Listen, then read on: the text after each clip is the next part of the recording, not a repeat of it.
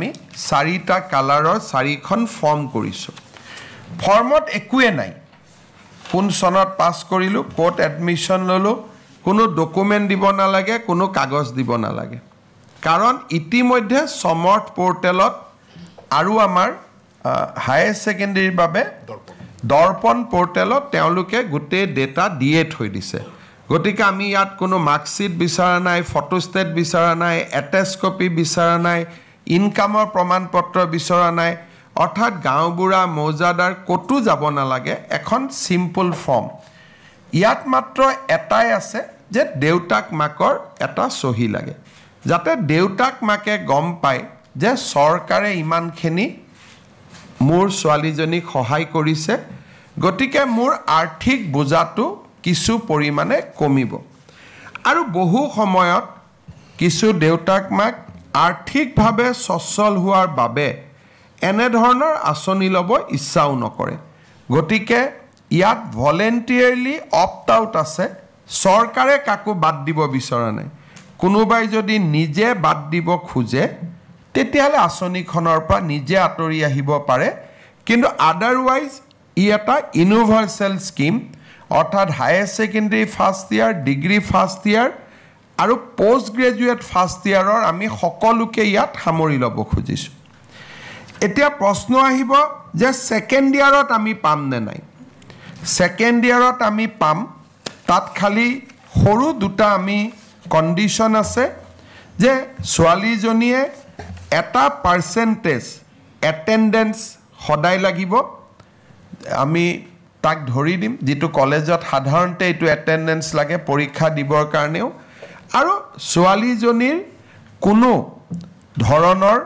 character অৰ criminal এক্টিভিটিজত involve হ'ব নালাগিব এই দুটাই সৰু এটা কথা যে তাত এটা ক্যাৰেক্টাৰ সাৰ্টিফিকেট যে ছোৱালীজনী কোনো ধৰণৰ অবিদ্যায়তনিক কামত যেটো আমাৰ সাধাৰণতে প্ৰিন্সিপাল জনে দিয়ে ক্যাৰেক্টাৰ মানে সেই ক্যাৰেক্টাৰটোত আমি যাব খোজা নাই ক্যাৰেক্টাৰ মানে অবিদ্যায়তনিক কিবা কাম কাজত আছে নেকি যে স্কুলত ৰেগুলাৰ নহয় কাবাৰ লগত কাজিয়া পেছাল লাগিছে যেটো আমি ৰেগিঙত জড়িত নহয় এই যিবিলাক এজন ষ্টুডেন্টৰ ক্যাৰেক্টাৰ ব্যক্তিৰ ক্যাৰেক্টাৰ নহয় যেটো ছাত্ৰ জীৱনৰ ক্যাৰেক্টাৰ সেই ক্যাৰেক্টাৰটো আমি মেইনটেইন কৰিছো নাই ক্যাৰেক্টাৰ এজ এ ষ্টুডেন্ট এটেণ্ডেঞ্চটো ৰাখিছো নে নাই এই দুটা কথা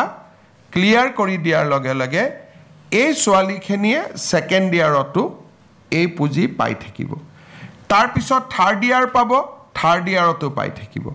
যিসকলে ফোৰ্থ ইয়াৰ ডিগ্ৰীত এডমিশন লৈছে তেওঁলোকে ফোৰ্থ ইয়াৰতো পাব আৰু যিসকল আজি উচ্চতৰ মাধ্যমিক দ্বিতীয় বৰ্ষত আছে এই বছৰ তেওঁলোকে নাপাব অহা বছৰ ডিগ্ৰীত নাম লগোৱাৰ লগে লগে তেওঁলোকেও এই আঁচনি পোৱা আৰম্ভ হ'ব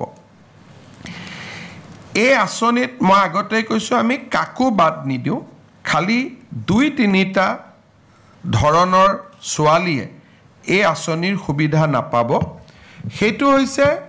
যে উচ্চতৰ মাধ্যমিক আৰু ডিগ্ৰীত বিবাহিত ছোৱালীয়ে এই আঁচনিটোৰ সুবিধা নাপাব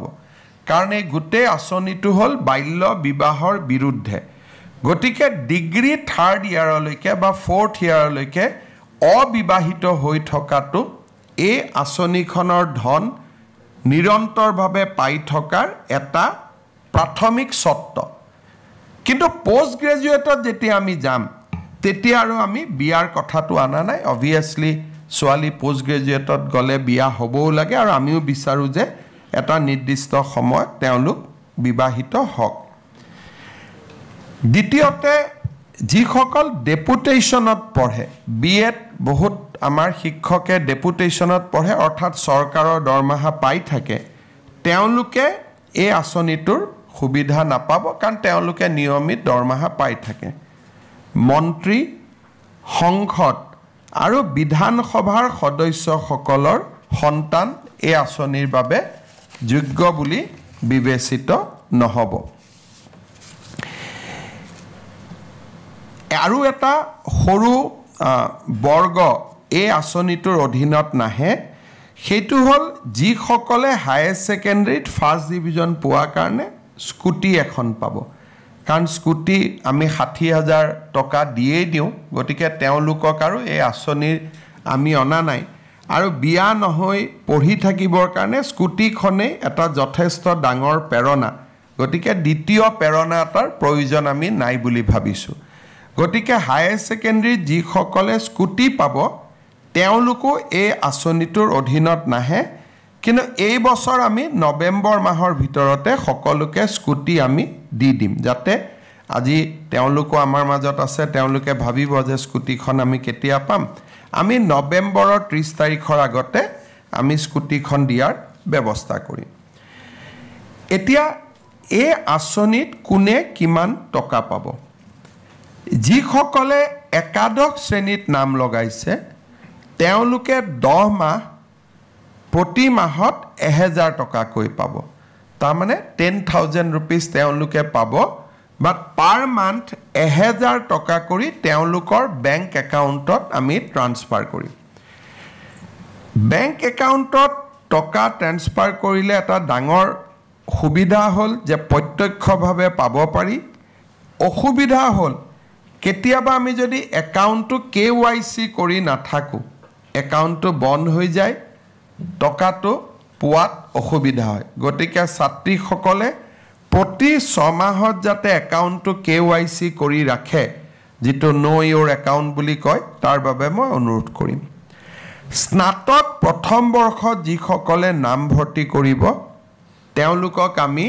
1250 টকাকৈ আমি দিম আৰু স্নাতকোত্তৰ পাঠ্যক্ৰমত যিসকলে নাম ভৰ্তি কৰিব বা বিএডত যিসকলে তেওঁলোকে নাম ভৰ্তি কৰিব তেওঁলোকক আমি 2500 টকা 2500 টকা দিম অৰ্থাৎ 2500 টকা মাহত পালে পিজি পঢ়া ছোৱালী এজনীৰ জীৱনটো বহুত সহজ হৈ পৰিব আৰু এই উদ্দেশ্যে এই আঁচনিখন আমি আৰম্ভ কৰিব খুজিছোঁ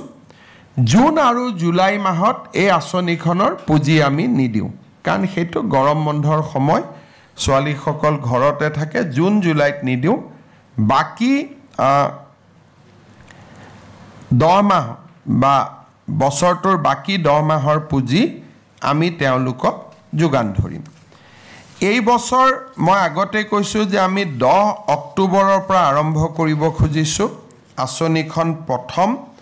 মই আশা কৰোঁ যে আমি যাতে 10 অক্টোবৰৰ পৰা এই আঁচনিখন ৰূপায়ণ কৰিব পাৰোঁ তাৰ বাবে আগষ্ট মাহৰ 30 তাৰিখৰ আগতে প্ৰপত্ৰসমূহ যাতে পূৰণ কৰি আমাক দিয়ে